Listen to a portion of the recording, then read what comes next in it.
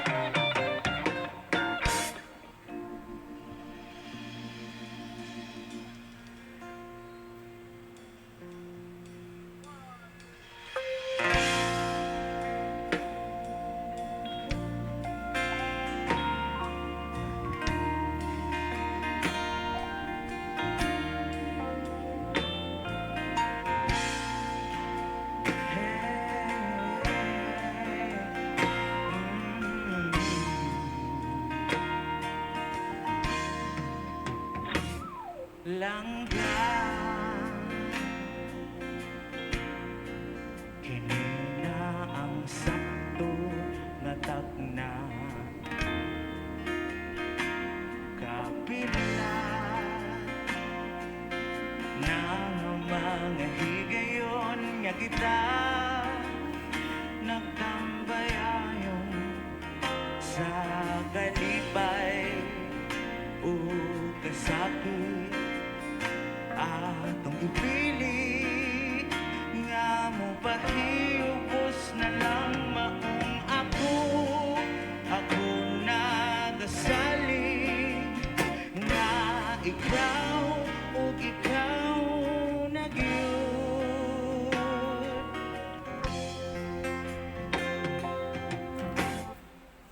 pagkaanindot nga makauban di ka sa iyang atubangan ug sa hangtod-hangtod isaad sa langit nga ikaw ang higugmaon ko labaw sa tanan.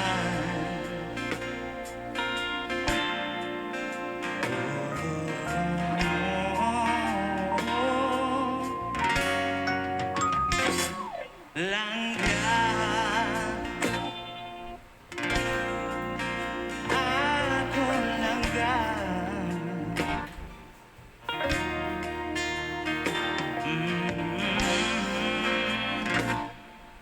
tulog lang sa akong mga bukton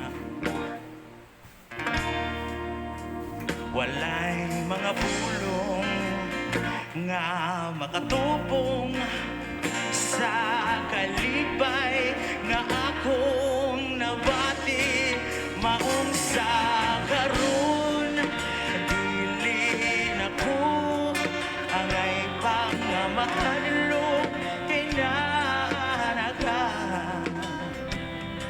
hinaot nga unta kita magapabilin sa atong umasa usab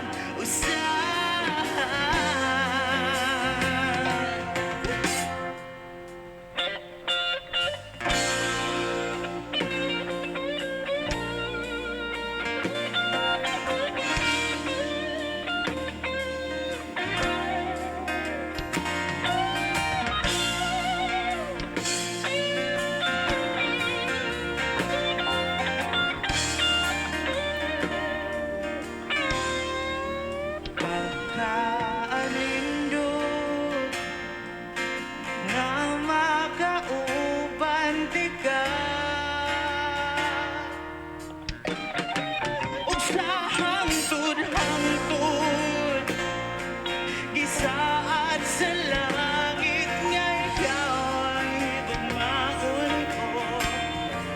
O pagka-nindot nga kauban di ka sa iyang atubangan o sa hangtod-hangtod. Gisaad sa langit nga ikaw ang igugmaon ko. Labaw sa tanan, labaw sa tanan,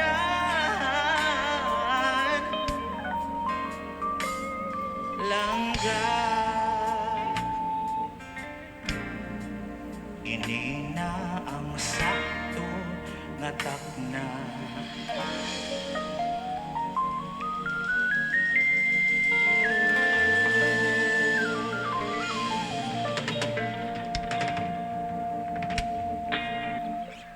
All right, there you have it, ladies and gentlemen. Combo Panda interpreting a song entitled SIA or Sa Iyang Atubangan. Composer John Urcel Galagar.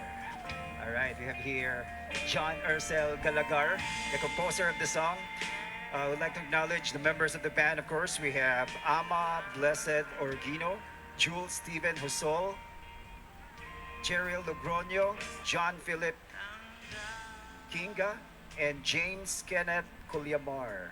All right, so John, Good evening, sir. ang title sa song is SIA or Yes, sir. Sa Iyang Atubangan. Yes, sir. What's the story behind that song ba? First off, happy Valentine's Day, guys. The story of the song mainly talks about love. Mhm. But sa ako ang aside nga composer sa kanta is it's specifically stated about matrimonial love. I want Alright. the listeners to feel kung unsay feeling anang kanabitang sa imuhang hinigugma, inyong himuon nga center sa inyong relationship si God. Because this song does not talk about love only, it talks about God on how you let Him enter your relationship to make it strong and firm. All right, so there's a big difference pala between just an ordinary love and what do you call that? Matrimonial Matrimonial love. Okay. Yes, sir. So most people believe na wala ko na forever. Pero if you have what you call matrimonial love, pwede na mahimong forever, di ba? Yeah, and I guess it depends on them. It depends on the couple.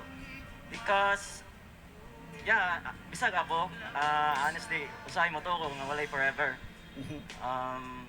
But there's eternity.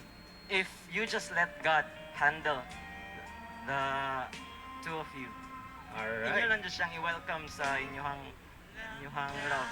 All right. Amen to that. Okay, so thank you so much, composer of the song, Thank you, sir. ladies and gentlemen, John Urcel Galagar for SIA or Sa Iyang Atubangan. Once again,